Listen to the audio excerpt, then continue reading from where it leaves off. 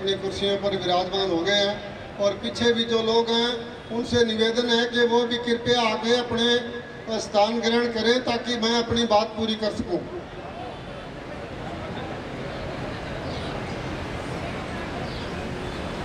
बहुत जगह हमने देखा समाज के अंदर ऐसा हमारा सिस्टम बना हुआ जिसके कारण हमारा मान सम्मान घटा हुआ, हमारी पूछ घटी हुई और हमारे जो लोग उनका आगे बढ़ना वो इतना नहीं हो सका जितना हम चाहते हैं। आपने देखा होगा कि हम अपनी बहुत सारी परंपराएं जिनके अंदर हमारा बहुत सारा पैसा बर्बाद किया जा रहा है, उन परंपराओं पर जो पैसा बर्बाद हो रहा है वो पैसा यदि हम शिक्षा में लगाएं, यदि हम अपने विकास में लगाएं तो हमारी तो विकास की गति और तेज होगी। मैं निवेदन करना चाहता हूं कि बाबा साहब की 22 प्रतिज्ञाएं आप यदि पढ़ें, एक बार नहीं, 2 बार नहीं, 5-10 बार पढ़ें तो आपको महसूस होगा, आप इतना जान पाएंगे कि हम कहाँ चल रहे हैं और बाबा साहब की क्या विचारधारा थी। बाबा साहब की विचारधारा में कुछ ढलते हुए मैंने 5 साल से कुछ उनकी जो गतिविधियां थी, उनके जो विचार थे, उनके जो संघर्ष था, उनके बारे में जाना तो मैं अंधविश्वास से बिल्कुल निकल करके आपके सामने हूँ। और हमारे अंधविश्वासी लोग जो कभी नारियल डालते हैं सड़कों पर, कभी चौराहों पर, कभी लड्डू चढ़ाते हैं चौराहों पर, कभी कोई सामान तेल सिंदूर वगैरह चढ़ाते हैं चौराहों पर, वो ही कोई कपड़ा भी चढ़ा देता है, कोई कपड़ा भी चढ़ा देता है, फेंक देता है, चुनरियां उड़ा देता है झाड़ियों पर। उनको बिल्कुल नकारते हुए मैंने बिल्कुल अंधविश्वास से निकलते हुए आपके सामने आज ये जो कमीज पहनी हुई है, आज ये जो मैंने कमीज पहनी हुई है, उन्हीं अंधविश्वासियों के फेंके हुए कपड़े से सिलाकर पहनी है, उन्हीं अंधविश्वासियों के कपड़े से सिलाकर मैंने ये कमीज पहनी हुई है। एक और दो शर्ट बनी उस जो कपड़ा फेंका हुआ था, और एक कपड़ा किसी ने फेंका उसका मैंने कुर्ता पाजामा भी सिलवा के पहना है, एक और किसी ने कपड़ा फेंका उसके 2 पाजामे मैंने सिलवा करके पहने हैं। और मैं फेंके हुए तेल को लगाता हूँ, तेल कभी चमेली का, कभी आंवले का मैं तेल फेंका हुआ लगाता हूँ, और मुझे साबुन भी मिल जाती है, मुझे सेंट भी मिल जाता है। और मैं आपसे निवेदन करना चाहता हूँ, यदि अंधविश्वास में पैसा जो गंवा रहे हो उससे आप निकल जाओ तो आपका बहुत पैसा बचेगा और आपका दिमाग ऐसे हो जाएगा जैसे बाबा साहब का दिमाग था। इतने बड़े बाबा साहब के विचार ऊंचे थे कि हमारे गरीबों को बचाने के लिए उन्होंने जो कार्य किया।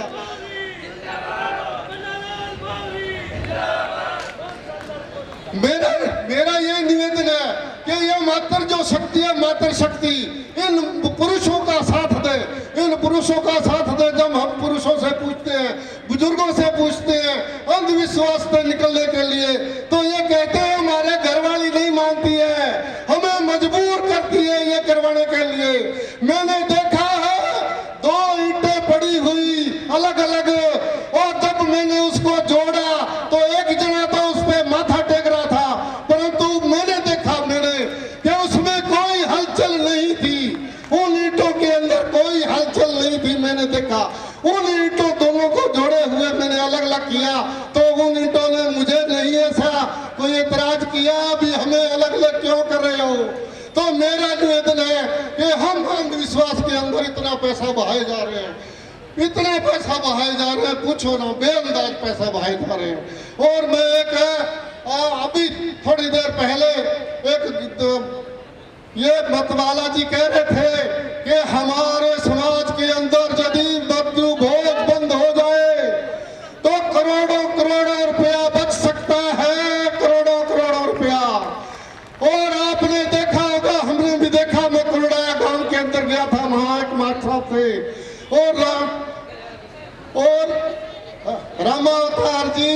और क्या नाम दीनाराम जी मेरे साथ है। उनसे जब हमने जाकर के पूछा तो वो कह रहे हैं 4 लाख रुपए हमारे पिताजी के मृत्यु भोज में लगे। 4 लाख रुपए। यदि एक परिवार 4 लाख रुपए लगाता है, यदि एक जिले के अंदर यदि 100 हमारे मृत्यु भोज होते हैं तो आप अंदाजा लगाओ कितना पैसा हम बर्बाद कर रहे हैं। कितना पैसा, बहुत सारा पैसा हम बर्बाद कर रहे हैं। मैं निवेदन करना चाहता हूं कि मैंने 20-25 साल से कोई मृत्यु भोज समाज का नहीं खाया है, नहीं खाया। क्या आप भी ऐसा कर सकते हो कि मृत्यु भोज खाना बंद कर दो? बंद कर दो, अपने आप बंद हो जाएगा। मृत्यु भोज खाना बंद कर दो, मैं कहता हूं मृत्यु भोज बंद हो जाएगा।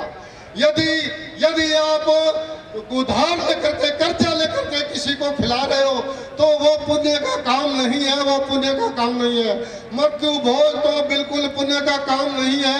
जो मेरे बाप मर गया और आप वहां लड्डू जलेबियां खाने की सोच रहे हो, आपको पाप लगेगा, आपको बहुत बड़ा पाप लगेगा।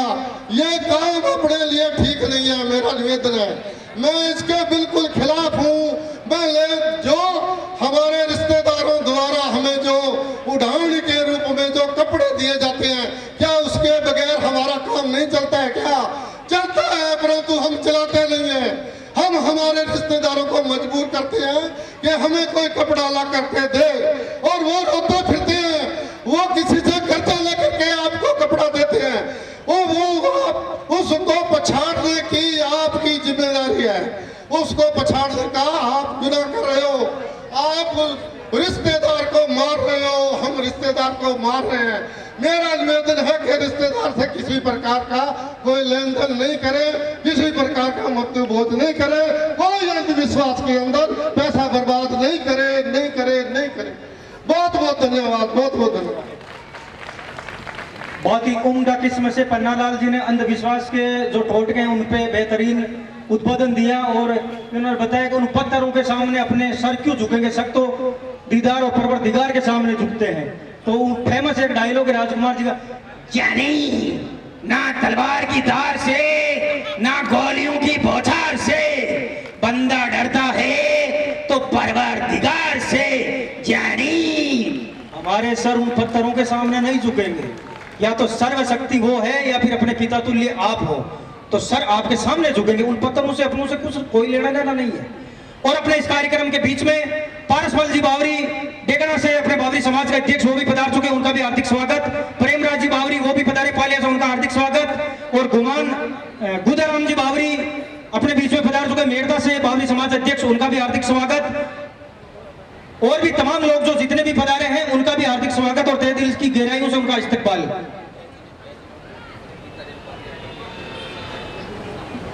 गीता जी बावरिया भीलवाड़ा से हैं, वो सामने स्टेज पे आ जाएं, गीता जी।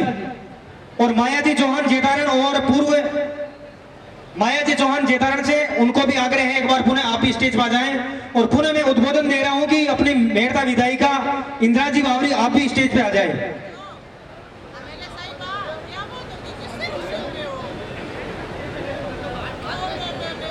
उद्बोधन की अगली कड़ी में मैं श्रीमान डेगाराम जी बावरी को सादर आमंत्रित करता हूं मंच पर। डेगाराम जी बावरी,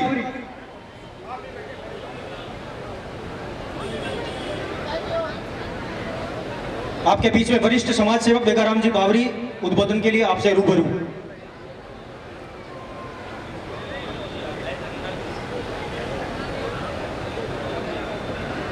भारत माता की जय हो। हमारे दलित वर्ग के मसीहा बाबा साहेब भीमराव जी अम्बेडकर के चरणों में सत सत नमन। बाबा सबल सिंह जी के चरणों में सत सत नमन। और आज हम इस मंच से जो मुक्ति दिवस मना रहे हैं, ये मुक्ति दिवस का अवसर हमें प्रदान करने वाले श्री श्री 1008 स्वामी दयालनाथ जी के चरणों में कोटि कोटि प्रणाम नमन।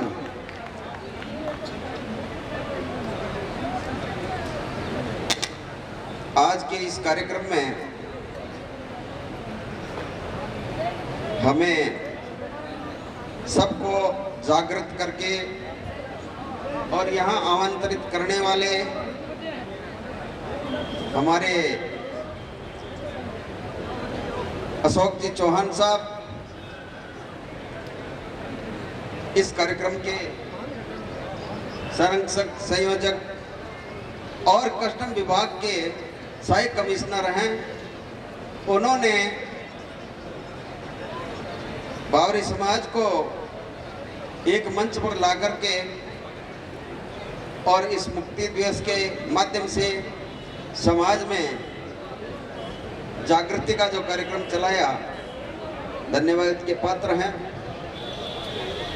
हमारे इस मंच पर हमारे बीच दूर दराज से अलग अलग प्रदेशों से पधारे हुए हमारे सभी मेहमानों का सादर अभिनंदन।